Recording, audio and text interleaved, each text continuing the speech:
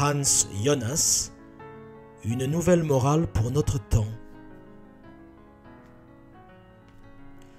Précédemment, nous avons vu en quoi, selon Jonas, la technique moderne contribue à modifier profondément l'essence de l'agir humain, la nature même de l'action humaine et la relation que l'humanité entretient avec la nature.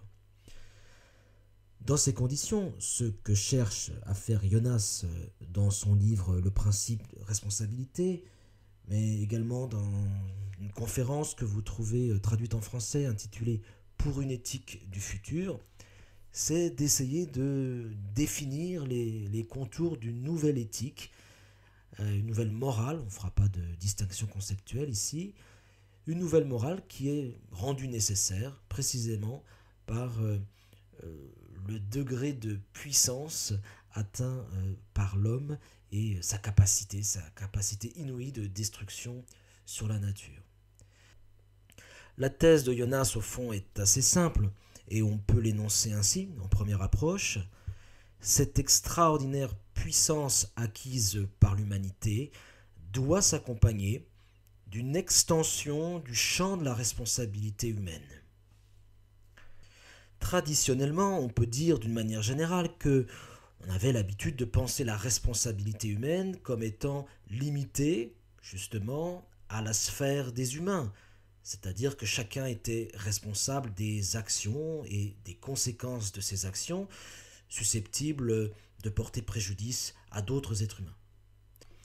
Eh bien, la philosophie de Jonas a précisément pour but d'étendre considérablement la responsabilité humaine, de telle sorte qu'elle ne s'applique plus simplement aux êtres humains existants, immédiats, aux alentours, mais également aux êtres humains les plus lointains, aux êtres humains qui n'existent pas encore, c'est-à-dire aux générations futures, auxquelles il s'agit d'assurer des conditions d'existence viables, décentes. Et puis, la responsabilité doit sans doute également s'appliquer à toutes les formes du vivant que par notre puissance, nous avons la capacité de menacer, voire de détruire. Il s'agit donc bien de formuler une nouvelle morale avec un nouveau commandement, un nouvel impératif qui soit adapté à notre temps. Jonas fait remarquer à cet égard que toutes les morales existantes, celles qui nous viennent du passé, par-delà leurs différences, ont en commun d'être centrées sur le présent, de ne pas prendre suffisamment en compte le futur, les générations à venir. Et puis, elles ont aussi en commun d'être anthropocentrées, c'est-à-dire de ne prendre en compte que les intérêts de l'humanité. Ce sont là des limites qui, pour Jonas, doivent être dépassées à la faveur d'une nouvelle éthique qui ne s'applique plus simplement aux êtres humains, mais qui concerne au fond toutes les formes de vivants que nous sommes susceptibles de détruire.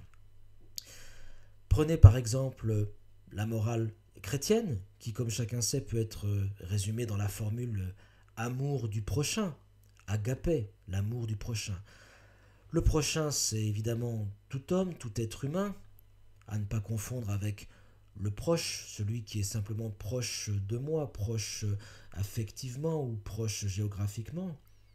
Mais toujours est-il que même dans cette éthique chrétienne, il s'agit au fond, nous dit Jonas, et il s'agit toujours et encore de prendre en compte que les intérêts de l'humanité et des êtres humains actuels, en chair et en os, existant actuellement.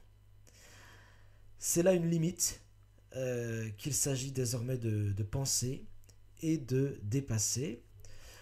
Alors Jonas propose à son tour un nouvel impératif qui est sans doute un des passages les plus célèbres de son livre. Donc je vais en donner la formulation, en tout cas la première formulation, celle qu'on a généralement retenue. Alors je cite l'impératif moral proposé par Jonas. Agis de façon que les effets de ton action soient compatibles avec la permanence d'une vie authentiquement humaine sur Terre. Alors, quelques remarques sur ce nouvel impératif moral proposé par Jonas. Il s'agit bien d'un commandement. L'énoncé commence par un verbe à l'impératif, agit de telle sorte. Un commandement qui est censé s'appliquer autant à nos actions individuelles qu'aux actions collectives, les décisions politiques par exemple. Jonas ici s'amuse en quelque sorte à parodier l'impératif catégorique de Kant, qui commence lui aussi par agis de telle sorte que la maxime de ton action puisse être érigée en loi universelle de la nature. Mais il lui fait subir une profonde transformation à cet impératif kantien. D'abord, il s'agit d'un principe conséquentialiste. Il s'agit bien d'être attentif aux conséquences de nos actions pour l'humanité, non seulement l'humanité présente, mais l'humanité à venir. D'autre part, on voit que ce qui doit être préservé, protégé, garanti ici, ce n'est pas simplement la survie biologique de l'espèce humaine dans les siècles à venir.